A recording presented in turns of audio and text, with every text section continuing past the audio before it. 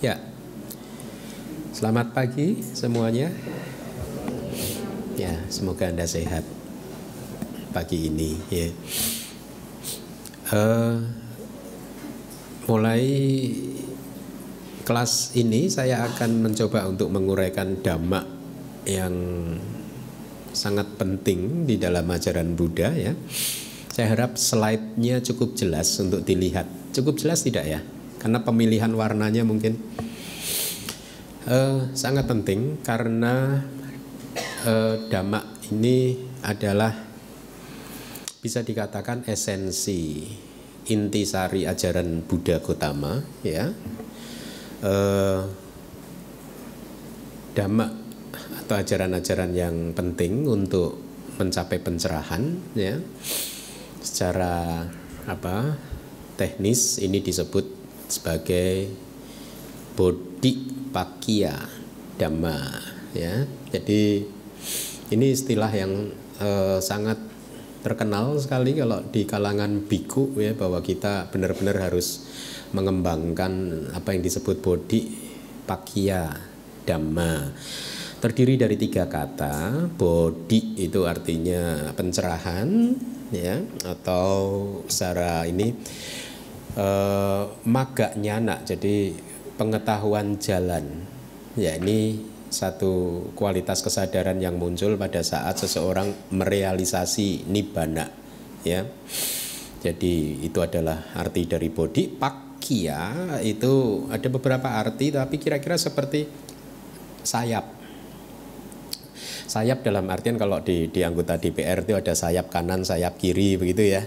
Ya, kira-kira seperti itu. Jadi sayap ini berarti semacam kumpulan yang berada di sebelah body. Itu artinya faksi atau apa? Faksi itu istilah faksi enggak ya? Satu kelompok, satu kumpulan dari kualitas-kualitas batin yang berada di sisi pencerahan. Artinya, ya, atau dengan kata yang mudah, Bodhipakkhya Dhamma adalah kumpulan dari dhamma-dhamma yang harus dikembangkan oleh seseorang yang ingin merealisasi nibbana, ingin mencapai pencerahan, ya. Dhamma di sini, ya, jadi plural itu, ya, bisa berarti segala macam, tapi dalam hal ini berarti kualitas-kualitas batin, ya. Jadi kualitas-kualitas batin, sekumpulan kualitas-kualitas batin yang berada di sisi pencerahan. Kira-kira arti literalnya seperti itu. Jadi ini adalah dhamma yang sangat penting yang akan menuntun kita ke nibbana, ya, yang menuntun kita ke pencerahan, ya. Jumlahnya ada 37 faksi pencerahan, gitu, ya. Jadi mulai minggu ini saya akan mencoba untuk menguraikannya satu persatu. Mungkin akan menjadi beberapa seri dari ceramah, ya. Pagi hari ini saya hanya akan mencoba untuk overview dulu, ya, apa sih yang disebut Bodhipakkhya Dhamma, ya. Kemudian minggu depan kita akan masuk secara lebih detail lagi satu persatu, ya. Nah, itu arti dari kata Pali Bodhipakkhya Dhamma. Jadi saya harap Anda mengerti apa topik yang akan kita bicarakan mulai pagi hari ini adalah topik untuk pencerahan, ya. Saya akan sampaikan kepada Anda suta-suta rujukannya di Mahaparinibbana Sutta. Ini salah satu suta yang favorit saya, suta favorit, ya. Dalam artian karena apa?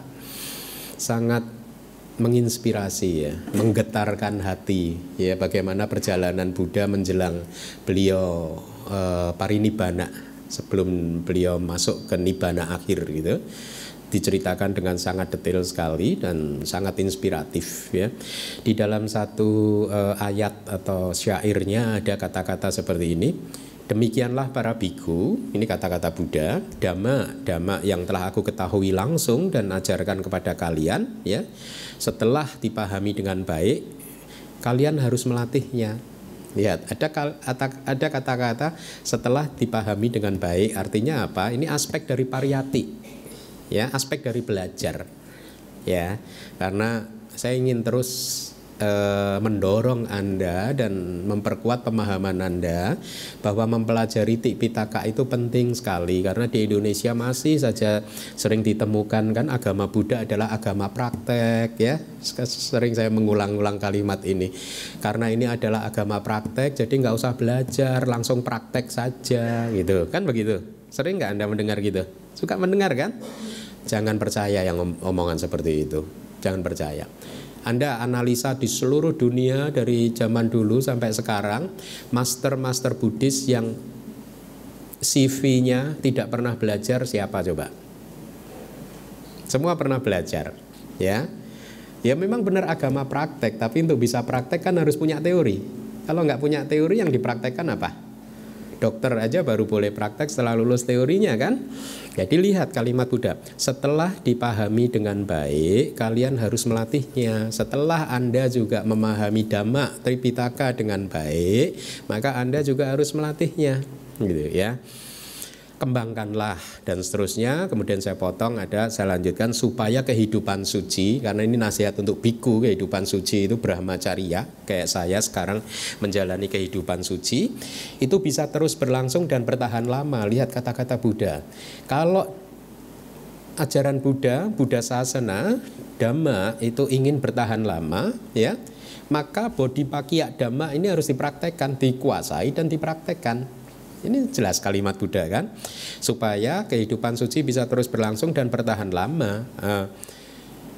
Karena hanya mereka yang berlatih sajalah yang sesungguhnya bisa menginterpretasikan Dhamma dengan sangat baik, dengan akurasi yang baik, dan sangat menginspirasi umat ataupun murid-muridnya untuk mengikuti jejak langkah gurunya.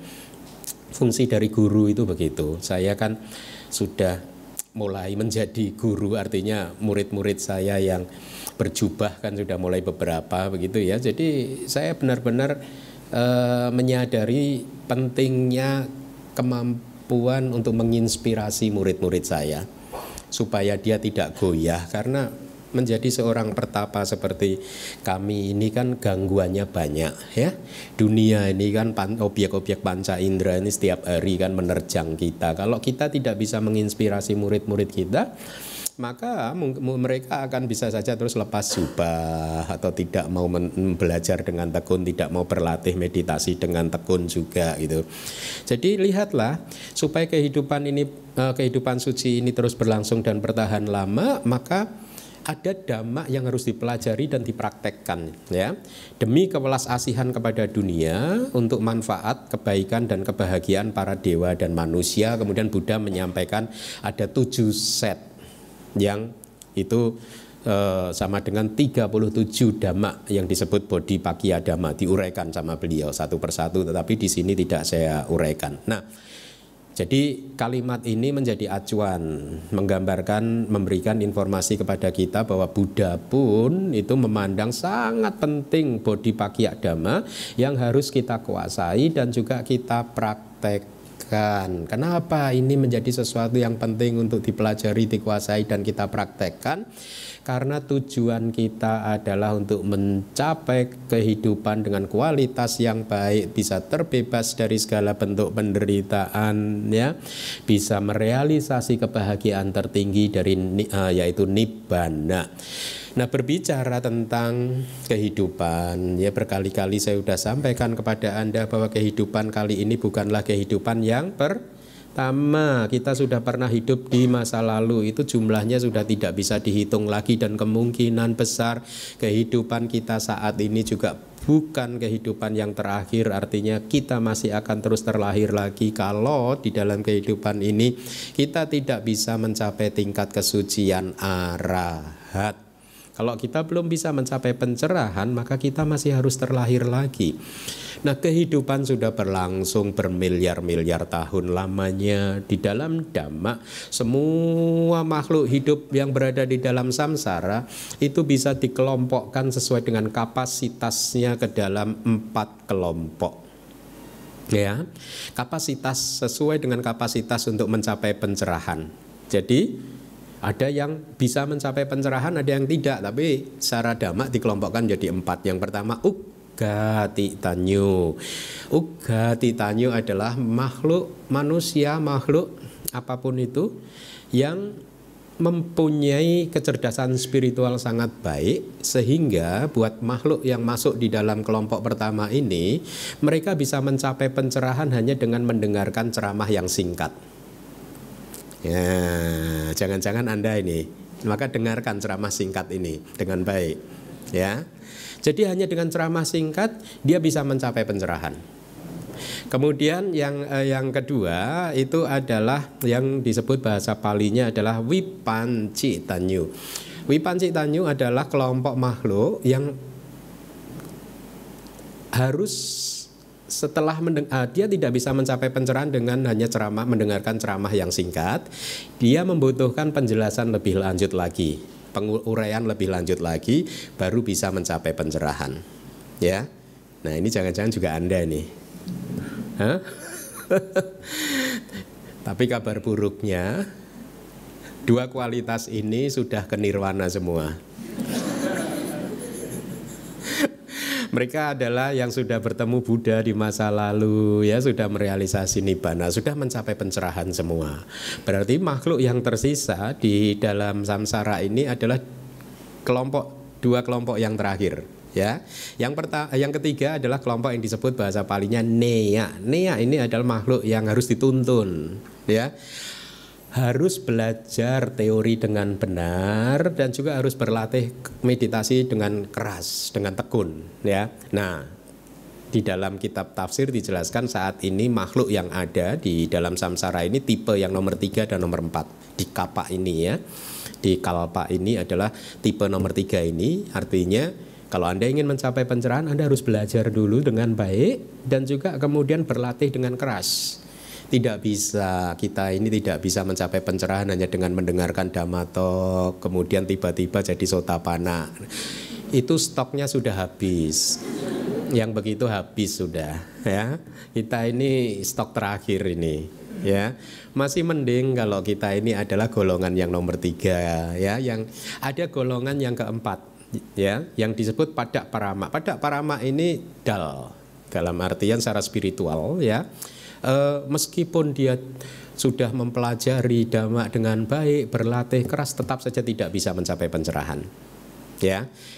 Maksimal yang bisa dia lakukan adalah memperbaiki perilaku sila, dana sila gitu. Tetapi meditasi pun kalau dia berlatih keras, sekeras apapun, tetap saja dia tidak bisa mencapai pencerahan. Jadi ini adalah tipe-tipe manusia, ya, atau makhluk, bukan hanya manusia yang bisa mencapai pencerahan. Jadi kalau di dalam kitab-kitab komentar juga diberi perumpamaan seperti halnya orang yang sakit gitu, ya. Ada orang yang sakit keras, ya, tapi dia tidak membutuhkan obat, dia akan sembuh sendiri. Nah, ini adalah tipe yang pertama tadi. Dengan hanya mendengarkan ceramah singkat dia mencapai pencerahan. Golongan yang kedua adalah orang yang sakit keras, ya, dan dia akan sembuh, hanya akan sembuh kalau dia minum obat. Kalau nggak minum obat dia nggak akan sembuh. Nah, ini seperti kita.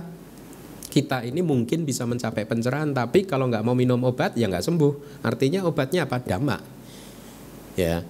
Tapi ada juga orang yang harusnya bisa mencapai pencerahan, ya, tetapi sesungguhnya mempunyai potensi untuk mencapai pencerahan, tetapi karena pergaulannya yang salah, karena lingkungannya yang salah, karena lahir di rahim yang salah, terdampar di rahim seorang ibu atau keluarga yang tidak mengenal dhamma, atau lahir juga di wilayah di mana tidak ada dhamma. Kan ada kan di muka bumi yang kota-kota mana saja yang nggak ada dharma sama sekali, ya.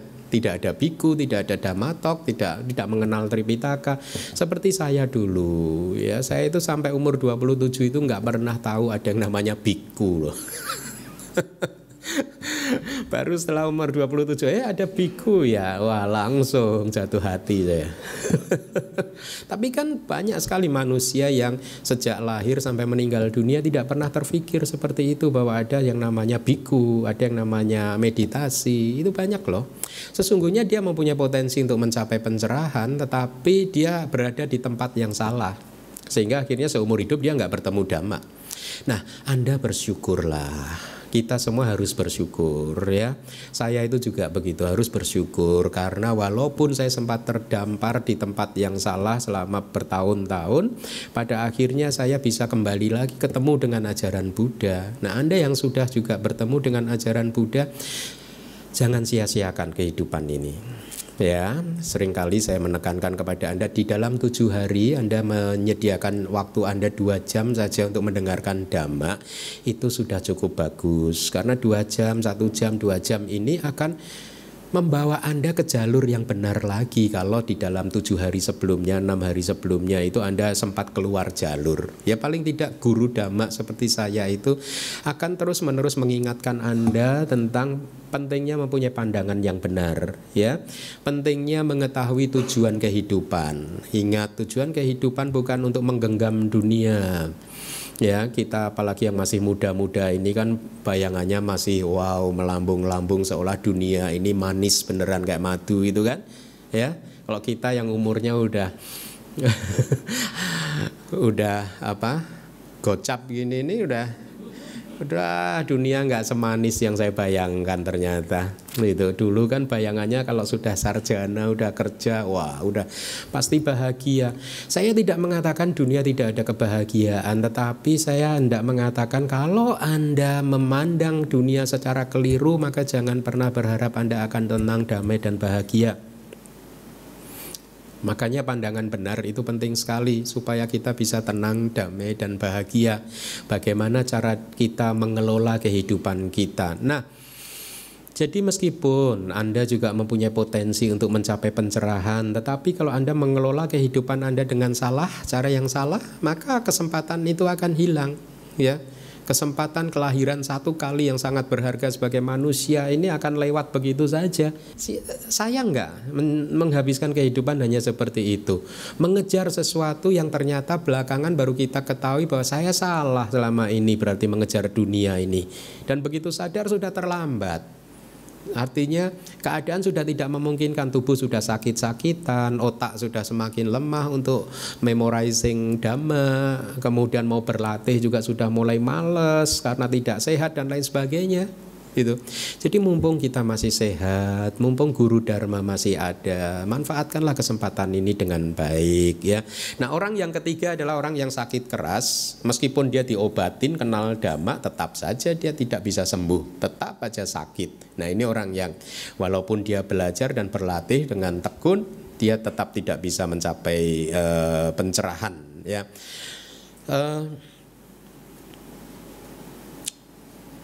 Hati-hatilah mengelola kehidupan kita, jangan sampai salah langkah, ya, jangan sampai salah langkah. Cerita yang sering saya sampaikan kepada murid-murid saya adalah cerita tentang Raja Ajata I. Anda tahu Raja Ajata I kan? Bayangkan, beliau seorang pangeran loh, ya, pewaris tahta kerajaan. Hanya gara-gara dia berguru pada guru yang salah. Gurunya siapa? Dewadatta tuh Bante atau bukan? Kok bantenya bisa salah? Hati-hati, jangan merasa ini kalau sudah kenal Bante maka bantenya pasti benar. Anda harus ngecek saya. Ini Bante Keminda ini Bante yang benar tidak? Harus dicek dong, ya.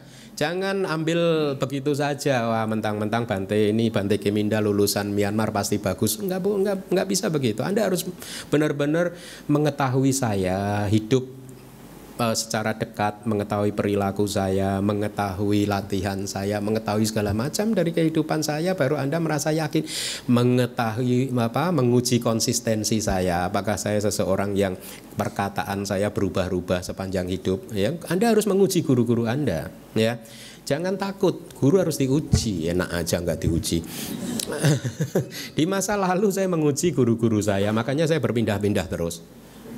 Iya, saya uji terus. Saya lihat konsistensinya, saya lihat kebijaksanaannya, saya lihat gaya hidupnya, saya lihat apakah dia benar-benar berlatih dengan tekun atau tidak. Tidak untuk criticizing guru, tidak untuk komplain, tidak untuk menjelek-jelekan guru. Kalau nggak cocok ya sudah pindah. Saya dulu begitu, tapi saya tidak pernah menjelek-jelekan gurunya itu siapa gitu ya. Nah, Ajata satu, lihatlah, itu cerita kehidupan yang sangat tragis, tahu tidak? Kenapa tragis? Walaupun beliau sebenarnya dia adalah seorang pangeran pewaris tunggal tahtanya, bapaknya Raja Bimbisara kan, ya. Kalau dia sabar, dia pasti dapat tahta. Tapi karena dia berguru pada guru yang salah, Bante Dewadatta akhirnya terjebak, terpengaruh oleh nasihat salah dari Bante Dewadatta, akhirnya dia membunuh ayahnya. Lihat. Dan Buddha mengatakan seharusnya Ajata satu ini mempunyai parami yang cukup untuk menjadi seorang sotapanna di kehidupan ini. Waktu dia mendengarkan ceramah Buddha Samanyakpala Sutta itu, dia harusnya bisa jadi sotapanna. Tetapi karena dia sudah terlanjur melakukan karma berat yang buruk, yaitu membunuh ayah kandungnya sendiri, maka karma berat tersebut menutup jalan untuk menjadi seorang sotapanna. Tragis tidak? Ya, ada banyak cerita di kitab suci. Cerita yang lain adalah anak Mahadana.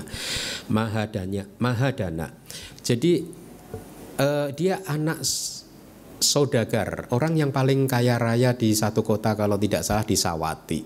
Anak orang paling kaya, anak tunggal juga. Kemudian dia dinikahkan oleh orang tuanya dengan istri yang juga merupakan anak orang kaya di kota yang lain. Jadi dua-duanya ini pewaris kekayaan yang sangat besar sekali. Tetapi karena dia mengelola kehidupannya dengan salah, begitu dia menikah, mereka hidupnya foya-foya terus, ya. Pergi ke diskotik gitu kalau ada waktu itu, ya, mungkin malam ke diskotik gitu, kena narkoba terus, pesta porah terus, sehingga akhirnya harta bendanya habis, ya. Mungkin dia kalau berpesta itu dia ini, ya, mengundang teman-temannya, membiayai teman-temannya gitu, ngebosin teman-temannya, ya. Jadi di masa tua harta kekayaannya habis, ya. Kemudian dia harus jadi pengemis. Ini juga satu cerita yang tragis. Dan Buddha mengatakan kalau dua orang ini di sepertiga kehidupannya yang pertama dia belajar dan berlatih dhamma menjadi seorang biku dan bikuni, maka mereka bisa menjadi anagami.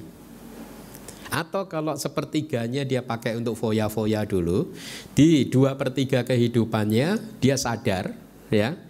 Kemudian setelah sadar dia menjadi biku dan bikuni, dia bisa jadi sakadagami, ya. Tapi dia nggak sadar-sadar gitu. Akhirnya sampai duitnya habis baru sadar, terlambat. Sudah tua harus jadi pengemis gitu. Seharusnya dia bisa mencapai pencerahan, tetapi dia tidak mengelola kehidupannya dengan baik. Akhirnya dia menyia-nyiakan kehidupannya tersebut. Nah, mari kita manfaatkan kehidupan ini dengan baik. Mumpung kita bisa belajar dhamma, Tripitaka masih bisa dipelajari, ya. Tempat-tempat untuk berlatih meditasi juga masih bisa kita ketemukan di Jakarta ataupun dimanapun itu. Maka manfaatkanlah. Di dalam 1 tahun ikutlah retret 1 kali. 365 hari kita sediakan 10 hari untuk bermeditasi. Oke lah, ya. Jangan enggak pernah sama sekali. Nanti kalau enggak, nanti Anda jadi yang golongan keempat loh. Ya. Nah, mari kita lihat sutta yang lain. Yang kedua, saya ingin menunjukkan kepada Anda referensi sutta-suttanya untuk memberikan gambaran betapa pentingnya Dhamma Bodhi Pakya Dhamma. Di Pasadika Sutta dari Digha Nikaya, ya, Buddha berkata seperti ini kira-kira, seseorang itu dikatakan telah berkata hal yang benar, ya, apabila dia berkata bahwa kehidupan suci itu telah dibabarkan dengan sempurna oleh Buddha, tidak kurang dan tidak lebih. Nah, ini kalimat Buddha. Dhamma sudah dibabarkan oleh Buddha dengan sempurna, artinya sudah tidak ada yang disembunyikan lagi kok. Gitu. Tidak ada mantra sakti yang disembunyikan oleh guru. Itu kadang itu umat Buddha ada saja. Akhir-akhir ini saya bertemu dengan umat Buddha yang tertarik dengan kesaktian ini itu. Nah, kesaktian itu udahlah, kita belajar dhamma aja untuk menghancurkan kilesa, ya enggak? Huh? Sakti tapi menderita buat apa? Huh? Jadi milikilah pandangan benar, ya, bahwa kita belajar dhamma adalah untuk menghancurkan kilesa kita, gitu. Demikianlah berkaitan dengan dhamma-dhamma yang telah aku ketahui, ini kata-kata Buddha, ketahui langsung dan ajarkan kepada kalian. Kalian hendaknya bertemu dan bersama-sama, ini para biku ya, untuk mengucapkan makna demi makna, kata demi kata, dan tidak untuk perdebatan atau perselisihan. Dan inilah tradisi yang saya pelajari di Myanmar, bahwa kita benar-benar mencoba untuk menghafal Tripitaka ya, menghafal poin-poin penting di dalam Tripitaka, dan kita sering berdiskusi di antara sesama biku dengan teman-teman saya tentang istilah-istilah teknis di dalam bahasa Pali, yang ini artinya apa, itu yang dimaksudkan. Jadi kita sering mengucapkan kalimat-kalimat Pali untuk kita uji dengan sesama biku untuk mencapai pemahaman yang tepat dan pemahaman yang benar gitu. Jadi katanya itu, wordingnya itu juga kita pastikan benar, kemudian maknanya juga kita pastikan benar, bukan untuk berselisih, bukan untuk berdebat. Jangan ikut-ikut orang di sana yang belajar dhamma hanya untuk berdebat ya. Kan masih ada saja di Indonesia ini orang kelihatannya pengetahuan dharmanya pinter, tapi ternyata untuk jadi pengacara dhamma. Pengacara itu kan pinter kan kalau berdebat gitu kan. Lihatlah itu di media-media online. Sering kan Anda ketemu orang berdebat. Kita enggak, kita hindari perdebatan. Anda pernah melihat saya terjebak dalam perdebatan? Tidak ya. Karena kita belajar dharma adalah untuk menghancurkan musuh kita satu-satunya, yaitu apa? Kilesa, kekotoran batin kita sendiri. Jangan untuk berdebat. Karena kalau Anda belajar dhamma hanya untuk memuaskan otak Anda, memuaskan intelektualitas Anda, hanya untuk akrobat intelektual, mempertontonkan kepandaian Anda kepada orang lain supaya Anda dipuji dan lain sebagainya, supaya Anda dihargai, maka Anda akan menderita sendiri. Ini yang dikatakan oleh Buddha, seperti seseorang yang menangkap ular tapi yang dia pegang adalah ekornya. Dia salah pegang. Harusnya kan yang dipegang kepalanya. Karena dia yang dipegang ekornya, akhirnya ularnya berbalik mematuk dia. Dan dia pun menderita akhirnya. Seseorang yang hanya belajar dharma untuk berdebat akan berakhir pada penderitaan. Nah, tidak untuk perdebatan atau perselisihan, supaya kehidupan suci ini berlangsung dan bertahan lama demi kewelasasian dan seterusnya, sama seperti sutta yang sebelumnya. Nah, berkaitan dengan hal ini, bahwa kita belajar dharma bukan untuk berdebat, bukan untuk mempertontonkan kemampuan kita ya. Di dalam agama Buddha juga mengajarkan kepada kita, kalau ingin mencapai pencerahan, kita harus mengembangkan dua kualitas ini yang disebut wija dan carana. Wija, carana, sampanno, sugato, loka, widu ya. Anda tadi membaca itu enggak? Lupa? Nah, ini dua kualitas yang harus kita kembangkan. Wija, jadi Anda harus mempunyai wija. Apa itu wija? Pengetahuan. Anda harus mempunyai pengetahuan. Carana itu apa? Perilaku. Jadi pengetahuan Anda harus baik, perilaku Anda juga harus baik ya. Harus dikembangkan dua-duanya. Anda tidak bisa hanya mengembangkan wija saja. Anda belajar dhamma saja tapi carana perilakunya tidak baik, tidak bisa. Atau sebaliknya, Anda hanya mengembangkan perilaku yang baik saja tetapi tidak berpengetahuan, juga Anda tidak akan bisa mencapai pencerahan. Ya, apa sih yang disebut wija, apa yang disebut carana? Wija adalah pengetahuan melalui vipassana yang kemudian membuat Anda mempunyai data yang benar tentang tubuh dan jasmani ya, tentang fenomena batin dan juga fenomena jasmani, nama, rupa, kemudian pengetahuan tentang landasan-landasan, tentang elemen-elemen, tentang 4 kebenaran mulia. Ini pengetahuan yang muncul melalui proses belajar seperti ini, dan kemudian Anda terapkan di dalam retret Anda untuk merealisasi, untuk melihat sendiri apa yang disebut kanda, 5 agregat, apa yang disebut ayatana, landasan dan lain sebagainya, apa yang disebut nama dan rupa, batin dan jasmani dan seterusnya. Nah, itu yang disebut wija. Kalau carana atau perilaku itu di dalam Buddhism adalah sila dan samadhi. Silanya harus baik. Kita sebagai umat Buddha itu harus benar-benar menjadi seseorang, bahasa Indonesia kan ada kan, seseorang yang mempunyai sila yang baik itu seorang yang punya tata susila gitu. Kata Indonesia ada kan susila kan? Ada nggak? Ada ya? Su itu baik, sila itu perilaku. Jadi perilakunya baik. Ya, bersusila. Ya kita juga harus bersusila sebagai manusia yang bersusila, yaitu manusia yang kalau Anda sebagai umat ya yang harus memegang teguh 5 sila Anda. Standar perilaku kita, standar perilaku Anda sebagai umat adalah 5 sila. Ya, meskipun Anda adalah pengusaha yang sukses, orang kaya raya, tetapi kalau 5 sila Anda itu berantakan, maka Anda dianggap sebagai seseorang yang tidak bersusila, tidak bermoral menurut standar Buddhis. Ya. Sila lebih penting daripada apapun itu juga ya. Nah, maksud saya dari segala hal yang bersifat duniawi ya, pertahankanlah sila itu dengan baik karena itu yang sesungguhnya menjadi fondasi kedamaian dan kebahagiaan Anda. Apa jadinya kalau seseorang hanya mempunyai pengetahuan saja tetapi perilakunya tidak baik? Risikonya yang pasti di dalam kehidupan kali ini dia tidak akan pernah mendapatkan ketenangan, kedamaian dan kebahagiaan. Dan lebih jauh lagi perilaku yang tidak baik akan memunculkan penderitaan di kehidupan berikutnya. Mungkin akan membuat dia terlahir di alam-alam yang bawah sehingga akhirnya akan menghalangi bertemu dengan ajaran Buddha ya. Karena untuk terlahir di alam bawah walaupun bertemu dengan Buddha, kapasitas batin, pikiran, intelektualitasnya tidak cukup kuat untuk bisa memahami dharma. Ya, mereka yang terlahir di neraka, di alam binatang, alam hantu, alam setan, jin, tidak mempunyai cukup intelektualitas untuk memahami dan melatih dhamma. Atau kalaupun seseorang yang silanya tidak baik, perilakunya tidak baik, dia beruntung terlahir sebagai manusia, efeknya apa? Dia akan terlahir di keluarga yang maaf ya, secara ekonomi tidak baik sehingga hidupnya harus penuh dengan perjuangan ya, hanya untuk menopang kehidupan sehari-hari dia harus membanting tulang, memeras keringat ya. Harus bekerja keras ya, terlahir di wilayah negara yang miskin ya, kehidupannya banyak kesulitannya, banyak perjuangannya, belum lagi kalau hanya untuk mendapatkan sesuap nasi dia harus bertengkar dengan lingkungannya ya, sering berada di dalam konflik. Itu kehidupan yang tidak baik. Hidup bebas dari konflik ini adalah kehidupan yang baik ya.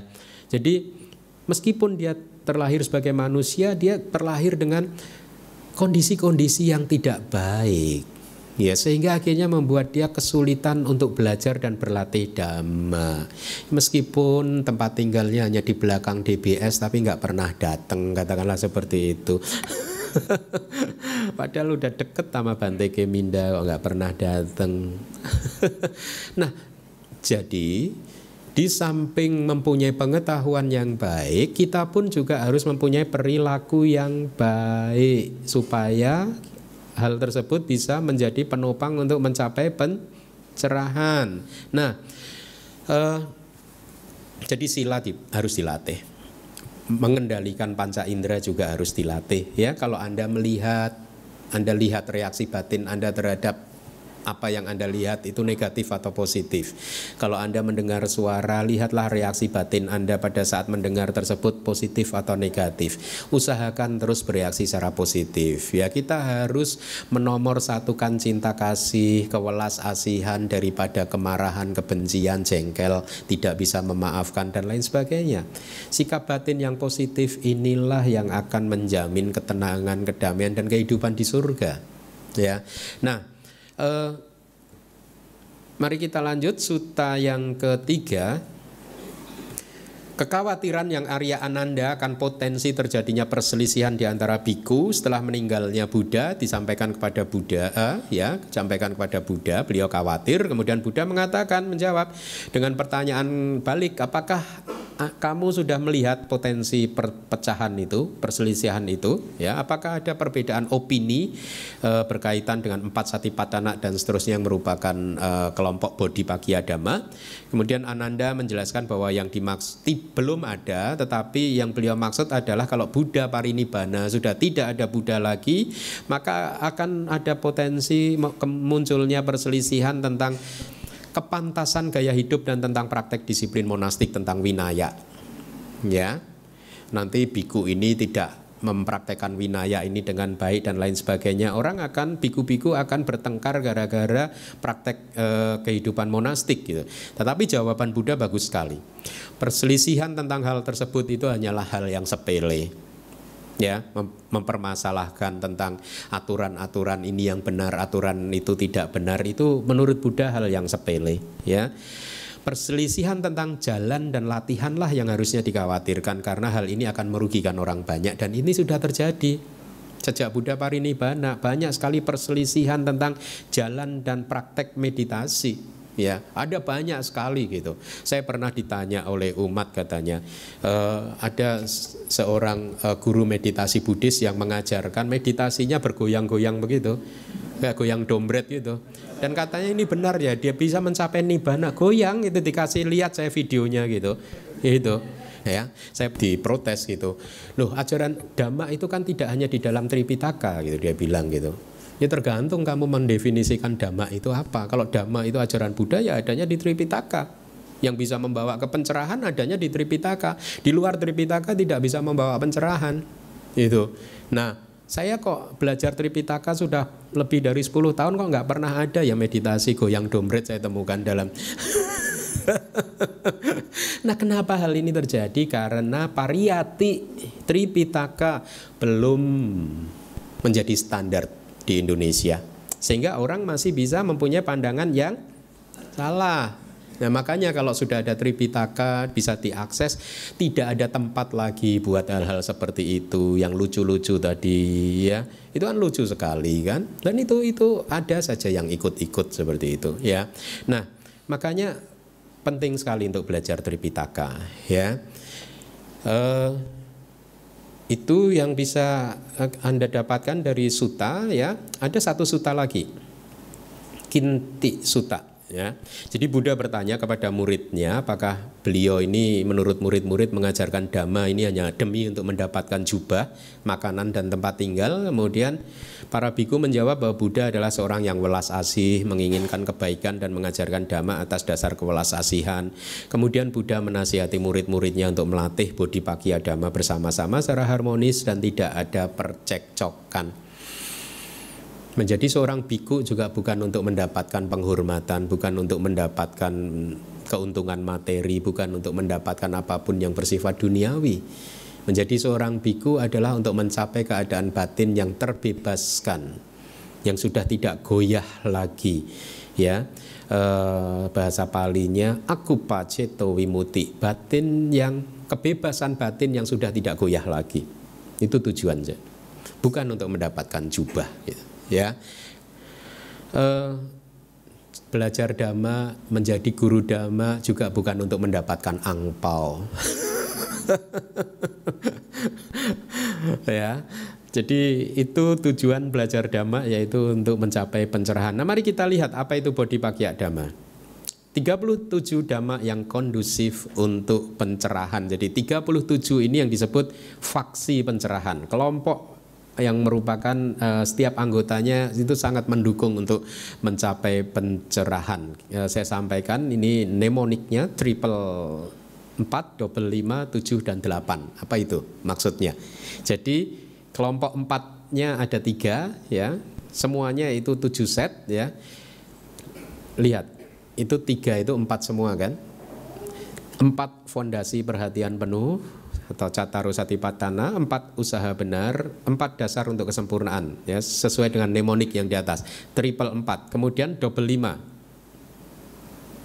5 daya pengendali dan 5 kekuatan spiritual, kemudian 7 faktor pencerahan, dan 8 yaitu jalan mulia berunsur 8. Itu kalau Anda jumlahkan ada 37 coba. Benar nggak? Hah? 4 kali 3 berapa anak-anak? 12. 5 kali 2 10 berarti 22. Tambah 7 29. Tambah 8 ya 37 Dhamma ini adalah faksi pencerahan, Dhamma yang kondusif untuk mencapai pencerahan. Jadi bagus sekali untuk Anda ketahui apa sih pencerahan. Tadi di awal sudah saya katakan, yaitu magga nyana, pengetahuan jalan yang merealisasi nibbana, yang membuat kita tercerahkan. Itu yang disebut pencerahan atau bodi. Nah, mari kita lihat overview satu-satu. 4 fondasi perhatian penuh atau Cattaro Satipatthana. Minggu depan akan kita ulas lebih detail. Minggu ini kita lihat hanya sekilas saja. Ada 4 kontemplasi, yaitu kontemplasi tubuh, kontemplasi perasaan, kontemplasi batin, dan juga kontemplasi dhamma. Ya, jadi 4 fondasi perhatian penuh. Satipatthana, sati itu perhatian penuh, upadhana itu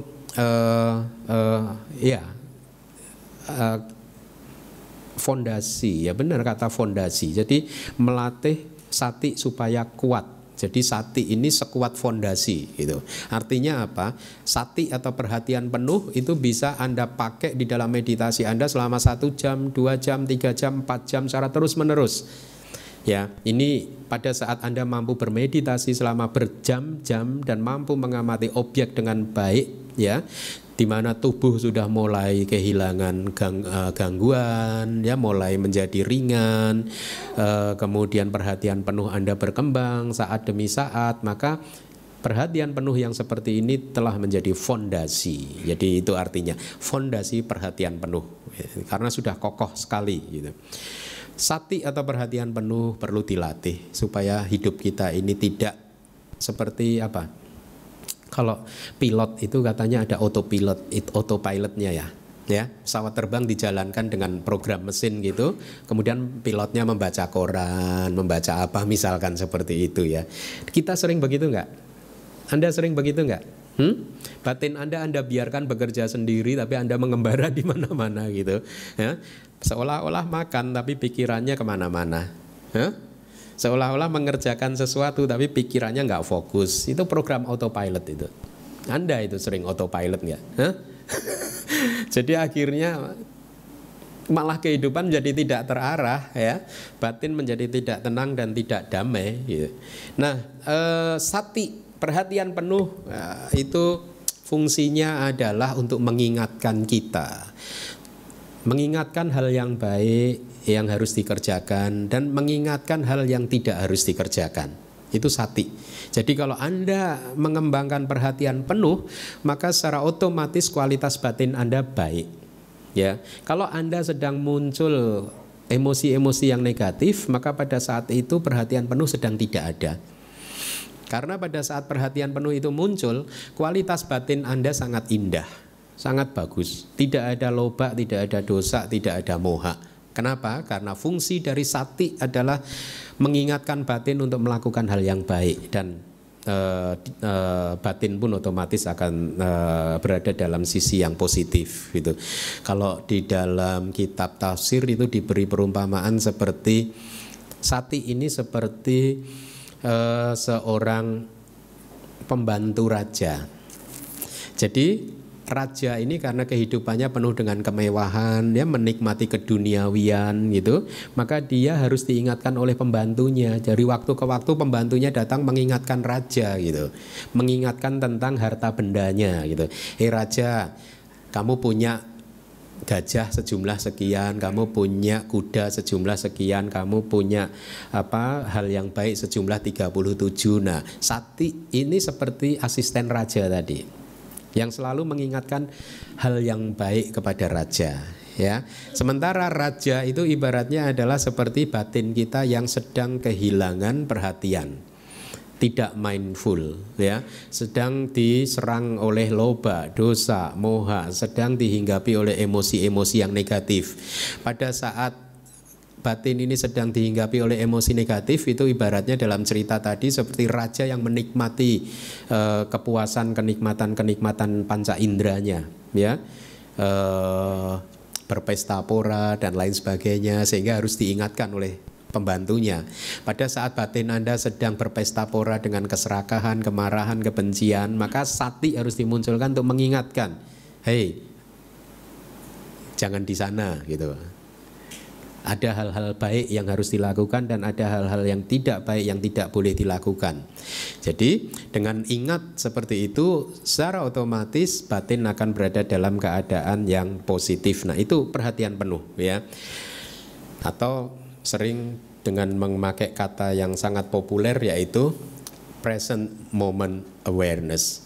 Jadi Anda aware terhadap apa yang terjadi di saat ini, di momen ini, di detik ini ya. Nah, minggu depan kita akan coba bahas lebih detail lagi.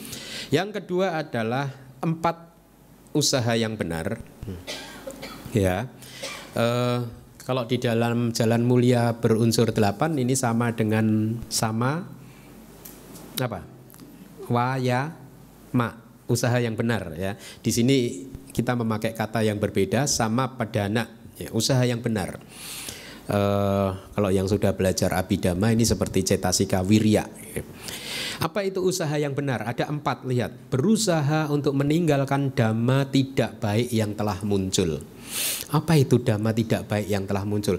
Berusaha meninggalkan karma-karma baik kita yang sudah kita lakukan di masa lalu. Kita di masa lalu kan sudah banyak sekali melakukan karma tidak baik kan, ya. Kita harus berusaha supaya karma tidak baik tersebut tidak muncul, artinya buahnya tidak muncul. Caranya bagaimana? Dengan banyak hal, misalkan mencapai kesuksesan tempat kelahiran, kesuksesan waktu, kesuksesan penampilan, kesuksesan cara yang sudah saya jelaskan di dalam pelajaran tentang hukum karma.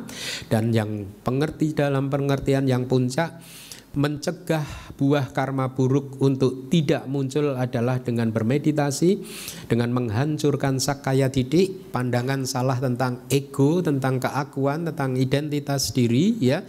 Karena dengan hancurnya sakkaya didik, maka Anda seseorang akan menjadi seorang sotapanna.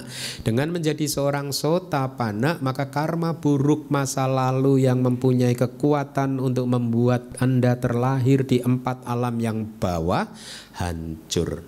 Dengan demikian karma buruk yang sudah dilakukan di masa lalu yang berpotensi untuk memunculkan kelahiran di 4 alam yang bawah akan hancur ya. Usaha yang kedua adalah usaha untuk tidak memunculkan dhamma tidak baik yang belum muncul ya. Ini kita harus melatih pengendalian diri untuk tetap bersikap positif di dalam kehidupan ini, tidak memunculkan loba, dosa, moha dan emosi-emosi negatif yang lain. Bermeditasi untuk menghancurkan sakkaya didik, karena pada saat kita menjadi seorang sotapanna, maka karma-karma buruk yang akan bisa memunculkan kelahiran di 4 alam yang rendah di masa depan tidak akan pernah bisa muncul lagi. Ya, itu yang dimaksud. Kemudian usaha untuk memunculkan dhamma baik yang belum muncul, ya. Terus berlatih dana, sila, bawana, terus dikembangkan kualitas-kualitas tersebut sehingga akhirnya Anda bisa menjadi second nature Anda menjadi seorang yang dikenal oleh orang lain sebagai seorang yang murah hati, seseorang yang berperilaku yang baik karena sila-silanya baik, seseorang yang meditasinya juga baik, kemudian ya syukur-syukur Anda juga bisa mencapai pencerahan, jadi seorang arahat ya. Maka pada saat itu segala dhamma baik yang belum muncul akan menjadi muncul. Pada saat Anda mencapai magga, maka dhamma baik yang belum muncul akhirnya menjadi muncul. Yang keempat adalah usaha untuk terus-menerus mengembangkan dhamma baik yang telah muncul. Hal-hal yang baik, kualitas-kualitas hati baik yang telah muncul Anda terus kembangkan, ya, dengan melatih dana, sila, bawana, ya. Terus melatih kemurahan hati Anda, teruslah melatih sila, moralitas Anda, teruslah bermeditasi untuk supaya batin ini senantiasa berada dalam keadaan yang positif. Jadi usaha yang benar ini adalah usaha yang tekun, keras gitu. Kalau Buddha dulu kan tekadnya apa? Bodhisattva pada saat mau mencapai penerangan sempurna. Biarlah tinggal kulit, urat, kemudian tulang saja yang tersisa, daging dan darahnya mengering itu ya. Saya tidak akan bangkit. Nah, sebelum mencapai, nanti Anda kalau pas Pak Baja juga begitu, Anda harus bertekad gitu. Saya tidak akan bangkit dari tempat duduk ini sebelum mencapai sotapanna. Ya, kalau Buddha kan menjadi Buddha, Anda jadi sotapanna aja gitu. Nanti baru 5 menit udah belum ya gitu. kok belum ya, lama sekali ya. Udah nanti aja deh, jangan hari ini. Ya, baik. Mari kita lanjutkan. Yang ketiga adalah 4 dasar untuk mencapai kesempurnaan. Ya, jadi ini adalah kesempurnaan spiritual yang harus kita kuasai supaya kita benar-benar menjadi master di dalam ajaran Buddha. Ada 4, yaitu hasrat, canda, hasrat yang kuat untuk belajar pariyati Tripitaka, hasrat yang kuat untuk bermeditasi. Kalau di dalam kitab itu ada Raja Dhammasonda. Beliau seorang raja yang kaya raya, kemudian pada suatu hari dia merealisasi apa sih manfaatnya menjadi orang yang kaya raya, raja seperti saya ini, gitu, bahwa pada satu hari nanti saya akan mati. Lihatlah, kita harus belajar dari kehidupan di masa lampau. Semua orang hebat di masa lampau mati. Anda lebih hebat dari mereka. Semua orang akan mengalami kejadian seperti itu. Di masa lalu semua orang yang hebat mengalami hal seperti itu. Jadi jangan sia-siakan. Nah, akhirnya Raja Dhammasonda gitu trembling gitu. Wah, percuma juga ya jadi raja kaya raya kalau satu hari harus mati juga. Akhirnya apa? Dia lepaskan semuanya, tahtanya, kemudian dia belajar dan berlatih dhamma dengan tekun. Ya. Nah, itu yang disebut apa? Hasrat, mempunyai satu keinginan yang sangat kuat gitu. Ya. Anda juga harus mulai mengembangkan, minimal sekarang dilatih setiap hari Minggu datang ke DBS. Ya, 2 jam dari jam 9 sampai jam 2,5 jam ya, sampai jam 11.30. Yang kedua adalah usaha. Usaha pun juga tadi 4 usaha yang benar, tidak putus asa ya, walaupun bertemu dengan banyak kesulitan, belajar abhidhamma susah, jangan putus asa. Terus belajar ya. Ini yang disebut dasar untuk mencapai kesempurnaan. Yang ketiga adalah cita atau kesadaran yang membuat kita tetap fokus pada tujuan kita. Tujuan hidup bukan untuk memupuk kekayaan duniawi, bukan untuk mengejar keduniawian, tetapi melepaskan diri dari segala hal yang bersifat bisa mengendalikan kebahagiaan kita, bisa mengendalikan kehidupan kita. Ya, bukan berarti kita tidak boleh mengejar duniawi, kita harus menjadi orang yang miskin, tidak jadilah orang yang kaya.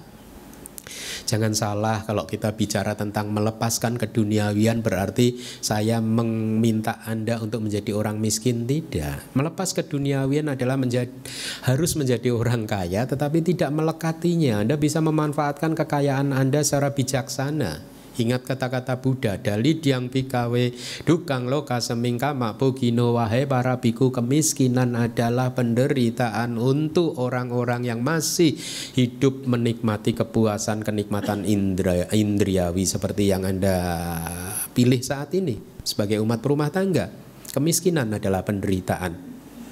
Kalau Anda miskin, bikunya juga menderita. Menderita, nggak ada yang dana makanan. Kalau Anda nggak dana makanan, bikunya makan apalah. Yang keempat adalah investigasi kebijaksanaan ya, yaitu senantiasa menginvestigasi apakah kita hidup ini sudah berada dalam jalur yang benar atau tidak ya. Senantiasa menginvestigasi apakah pemahaman kita tentang anicca, dukkha, anatta, tentang penderitaan di dalam samsara sudah cukup kokoh atau belum ya. Senantiasa menginvestigasi apakah kita sudah mendapatkan manfaat dari belajar dan berlatih kita, meditasi kita, harus terus diinvestigasi. Anda sudah kenal Bante Keminda selama 4 tahun, 5 tahun, harus Anda investigasi. Selama 4 tahun, 5 tahun Anda kenal saya, maksud saya kenal Dhamma, ajaran Buddha, apakah kualitas kehidupan Anda sudah membaik?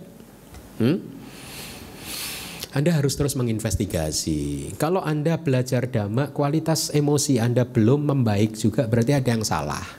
Yang salah siapa? Bukan Dhammanya, yang salah adalah perilaku kita, perilaku Anda sendiri. Ya, karena efek dari belajar Dhamma adalah membuat kita makin mampu menikmati kehidupan ini dengan penuh ketenangan, keteduhan, kedamaian, cinta kasih, kewelas asihan, sabar dan lain sebagainya. Itulah surga di dalam dunia ini. Jadi Anda harus terus menginvestigasi. Kalau emosi-emosi Anda makin meningkat ya, makin sering muncul, maka Anda berada di jalur yang salah di dalam belajar dan berlatih Dhamma. Ya. Nah, yang berikutnya 5 daya pengendali pancindriya, panca indriya. Indriya itu sebenarnya kayak raja. Raja ini kan mengendalikan segala sesuatu. Nah, 5 hal ini mengendalikan fenomena mental sehingga akhirnya pencerahan pun bisa dicapai, yaitu sadda yang menjadi raja. Jadi raja yang disebut keyakinan harus mengendalikan fenomena mental, mengendalikan batin kita. Sadda kita harus kuat sehingga bisa menjadi seperti raja yang mengatur semuanya, yang sudah tidak goyah lagi. Ya, sadda terhadap apa? Sadda terhadap Buddha, Dhamma, Sangha, dan latihan-latihan kita. Wirya pun juga harus menjadi raja, energi harus maksimal. Sati harus menjadi raja, sati harus dikembangkan secara maksimal. Samadhi pun juga demikian, panya juga demikian. Jadi sadindriya, wiryendriya, satindriya, samadindriya, panyindriya. Ya. Kemudian yang berikutnya 5 kekuatan spiritual, ada sama dengan yang tadi, hanya sekarang menjadi kekuatan spiritual. Kalau tadi sadda indriya, sekarang sadda bala, kekuatan keyakinan, wirya bala, kekuatan energi, sati bala, samadhi bala, panya bala. Ada 5, sadda, wirya, sati, samadhi, panya. Sama dengan indra tadi, dengan raja tadi sama. Ya, kalau tadi sadda, wirya, sati, samadhi, panya berfungsi sebagai raja yang mengendalikan fenomena mental sehingga keyakinan kita kuat, usaha kita kuat, dan seterusnya. Di kekuatan spiritual, sadda adalah satu kekuatan yang menghancurkan ketidakyakinan. Kalau ada misalkan, ada loh ajaran lain yang lebih bagus, ya, dan sadda Anda menjadi kekuatan spiritual, maka sadda itu akan menolak. Ini ajaran sudah cukup buat saya. Ya, kalau wirya ini menjadi kekuatan, dia akan mengalahkan kekuatan negatif yang kebalikannya, yaitu apa? Kemalasan, ya. Kurang usaha untuk berlatih dan lain sebagainya. Sati juga mengalahkan hidup yang ceroboh, teledor, dan seterusnya, ya. Yang berikutnya 7 faktor pencerahan, ada 7, yaitu sati sambojangga, perhatian penuh, FP itu faktor pencerahan, ya. Dhamma wicaya, investigasi, kemudian energi, wirya, piti, kegembiraan, pasadi, ketenangan, samadhi, konsentrasi, dan UPK, netralitas. Jadi 7 faktor pencerahan ini harus dikembangkan juga secara sempurna, yaitu perhatian penuh, mindfulness Anda harus Anda kembangkan.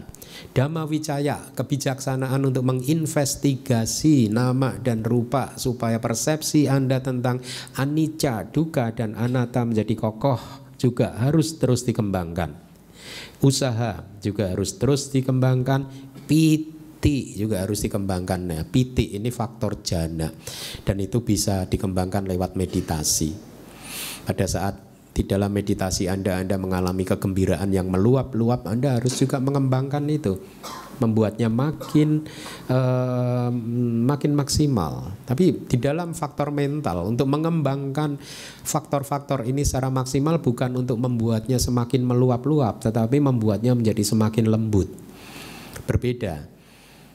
Kalau kita ingin mengembangkan tubuh jasmani kita, maka yang harus kita kembangkan apa? Supaya makin besar ototnya kan, makin kuat kan. Kalau faktor-faktor pencerahan ini ingin dikembangkan bukan untuk menjadi makin kuat, tetapi menjadi makin lembut. Kebalikannya, ya.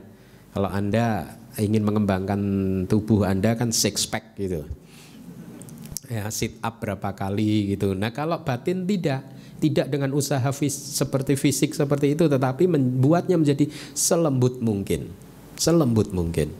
Jadi piti pun dibuat selembut mungkin, pasadi juga dibuat selembut mungkin.